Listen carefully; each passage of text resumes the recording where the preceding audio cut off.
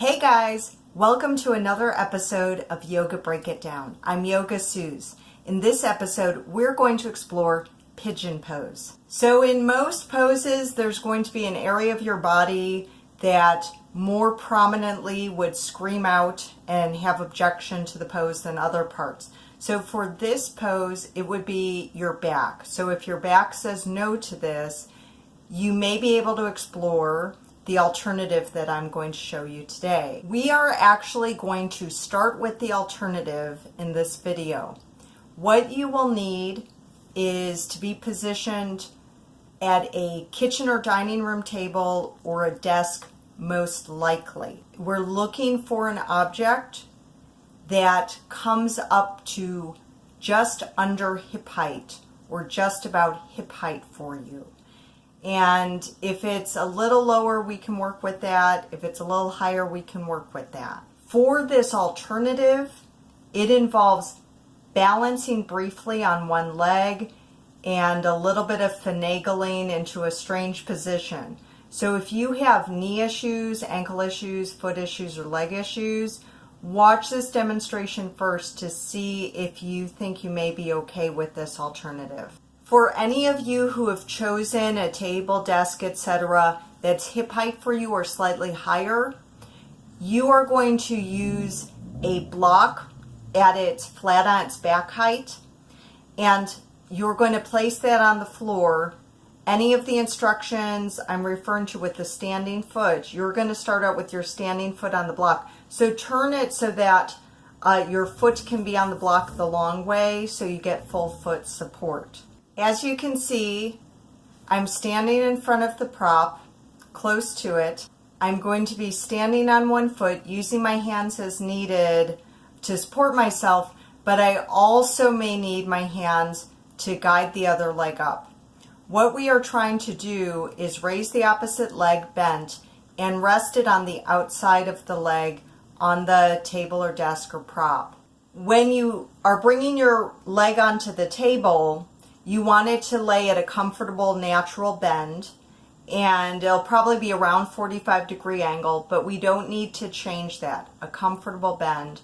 And also, wherever the knee is pointing to is going to be fine.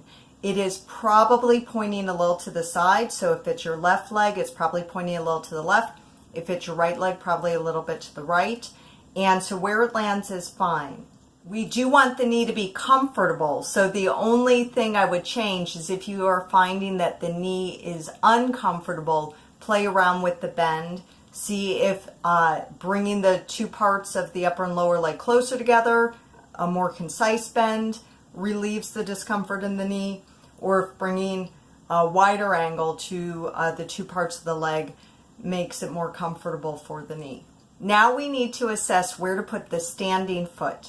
Our objective here is to have the hips at the height just over the edge of our table or prop, which means if you have a prop that is lower than the height of your hips, you've placed your bent leg up here, and your standing foot is close to the prop, you're going to notice that your hips are higher up, the knee is down on the table, but the upper leg is not resting on the table, and we want it to.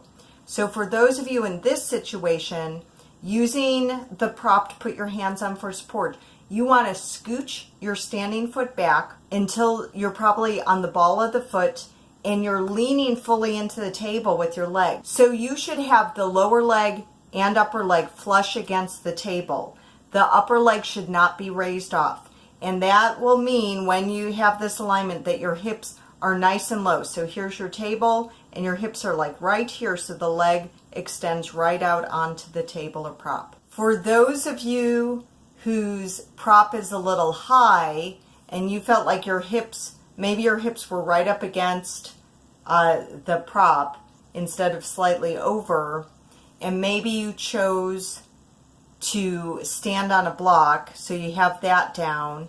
Now you too have to assess, did the block bring you to the perfect height where the upper and lower leg are flush against the table? Did it bring you too high? Do you want to try to gently kick the block away, but not too far in case you realize that you do need the block. So for those of you in this situation where the prop may have seemed a little bit high, you got to assess, are you going to use the block? Do you need a prop that's slightly lower, maybe some type of book that you can stand on that's half the height of the block? Unfortunately, you may need to play around with this a little bit to get the right height. And for those of you who feel that the prop is a little high, even if you're standing on a book or a block, you want to have the foot, the standing foot, all the way up as close to the table or prop as possible so that your upper leg touches the edge of that prop, and that's going to bring your hips to a maximum height to alleviate any discomfort if the prop is a little bit too high up. So that should equalize things. And you can customize. So if to get your leg flush on the table, you need the foot a little bit further away from the table or a little bit closer, you can customize. So we should all feel that the bent leg is resting on the table, fully sinking into it, and outside the leg flush against the table. You will notice in this first pigeon exercise, as I demonstrate on one side and the other, I have better range of motion with my hip and leg on the left side. That's where I'm not using a block to stand on, but on the right leg, bringing it up, the leg does not fall onto the prop easily, so I chose to use a block to stand on to help raise me up so that my weight is forward and the leg can sink down. So even though I talked about your general height compared to the height of your prop as to whether you would need a block to stand on or not, it may be that you, like me, may vary in your needs from side to side. There were so many details just to getting us in the right alignment. While we were working on that, you were probably noticing that this is an intense stretch for most people. If you're not feeling anything yet, I'm going to give you ways to deepen the stretch. There are many poses that are hip openers to work on hip flexibility in one way, opening the hips. This one is taking the hip, rotating it down and forward, and this is going to produce a nice stretch from the lower back into the glute into the upper leg.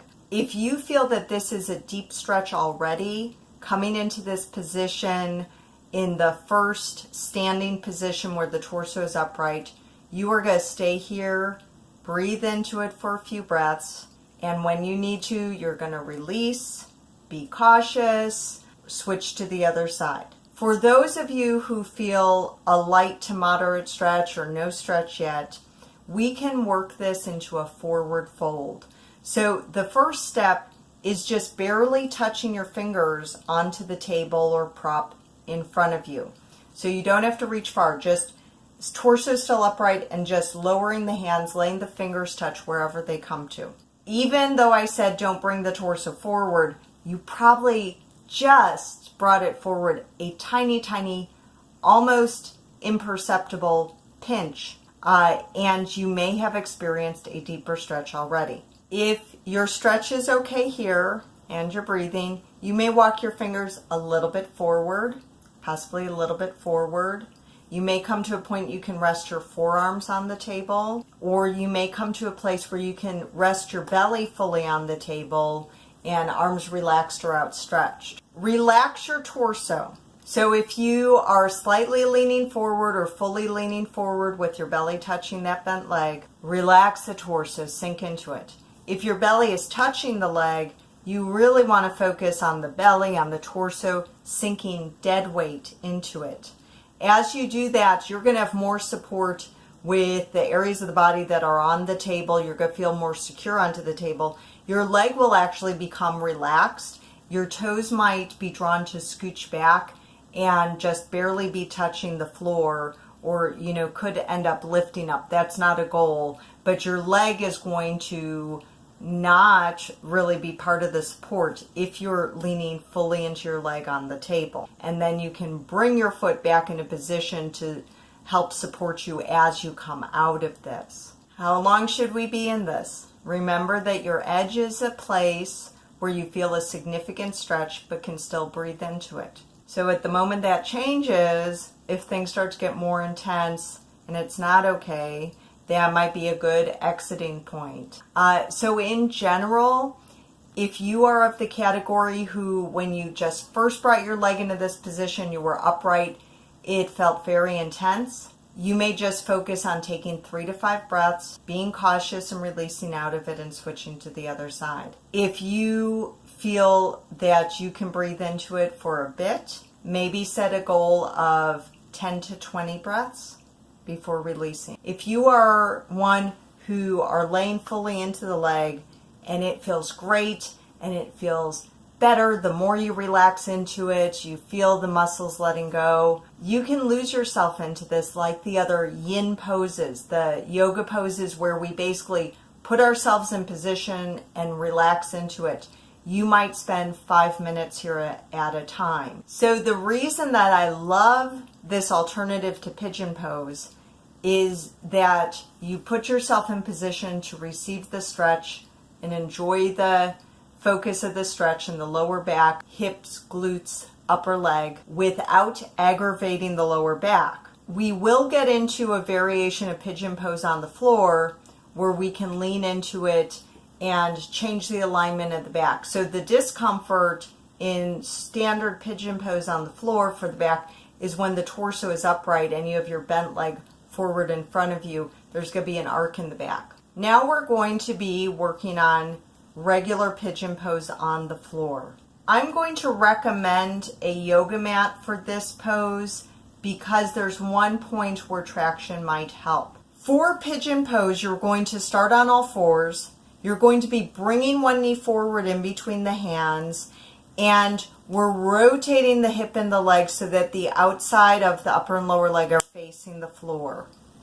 You want to end up with your knee pointing straight forward from the torso. So think of the line of your nose, chin, chest, belly button, and the knee should be in line with that pointing out. Don't stress if you're not able to bring it to that point and if it's pointing a little bit out, but that's what we're going for. And we really want the hips a bit forward, and here they're only going to go so far. We're going to adjust our hands as we need to. So to get the hips into a position where you get the legs more into a splits-like position. You're not quite going to go there, but more into a splits-like position. Instead of feeling that your hips are the top of some high pyramid, what you want to do is scoot your back toes further back. And this is why I recommended the yoga mat, because the traction may help.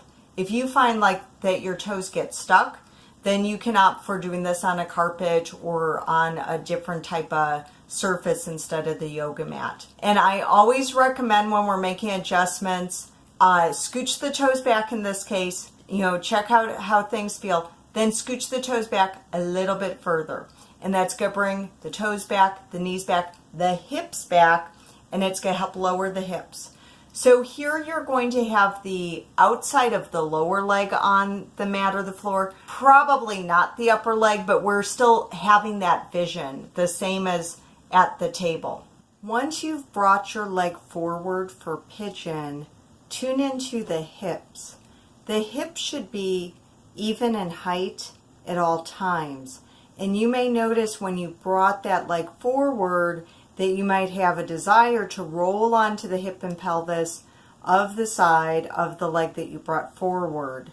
So as you can see in one of these examples, in one I've used a block and in another a blanket to place under the side of the pelvis and hip that you have tendency to lean to help even out the height of the hips. So the first part of this naturally is the proud pigeon part. So you're already on your hands or your fingertips or your fists if your wrists are aggravated. And if your lower back is okay with it, you will lift up in the chest, roll your shoulders back and down for a couple or a few breaths. So this is a back arc. As soon as you're ready, so for some of you who the back really bothered you, you would only be there to adjust yourself into the position, then go into this next part. Some of you will linger in the back arc if you like how that feels. But as soon as we need to, we are going to move into our forward fold, just like we did at the table. And that means your back is going to move forward and it's going to come into alignment or maybe a slight rounded position where it gets a stretch. So you might be working on bringing the hands or fingers a little bit forward, maybe a little bend in the elbow. Same thing as at the table. When you feel like you're at your edge, where you're getting a nice stretch in the back, the hip, the leg, you can hang out there. You don't have to go any further and breathe into it. Some of you will choose again to lower to your forearms. You might be able to position a block to rest your forearms on so you're a little elevated, but still have that nice support of letting the hands and wrists relax. Or you may come to where your belly fully sinks into the leg and you find a resting position for your hands, arms, and head. So why would we practice pigeon pose? It's really for the hips, glutes, and lower back, and it's great for evening out your two sides if you tend to favor one leg, hold yourself in positions where you have an unevenness in the hips and the lower back, or for those who have slightly different length legs. It's going to help work out both sides and give a nice stretch. Also keep this in mind as you're watching other yoga videos or a yoga class. A lot of times if students say they want to work on the hips, what's presented to them are hip openers. So this is moving the hips the opposite direction. And so I find a really nice, well-balanced yoga routine involves moving an area in both ways, not just one way. Same thing for practicing pigeon as a floor routine. You might just be taking a few breaths into this, then slide the bent leg back. You're on all fours. You could plop down into child's pose to release for a few breaths before switching to the other side. And then there will be those of you who like to breathe into it for 10 to 20 breaths, and those of you who are fully laying on the leg who are going to take this into a yin yoga experience and linger into it for maybe a few minutes. Thank you guys for joining me for this episode of Yoga Break It Down. I'm Yoga Suze. Remember to subscribe to this channel, share it with your friends, add it to your watch later list. Remember that everybody needs yoga. That means Serena Williams needs yoga, UPS drivers need yoga, mammogram techs need yoga, and you especially, baby, you need some yoga too. So I really hope you join me next time on Yoga Break It Down. Bye-bye.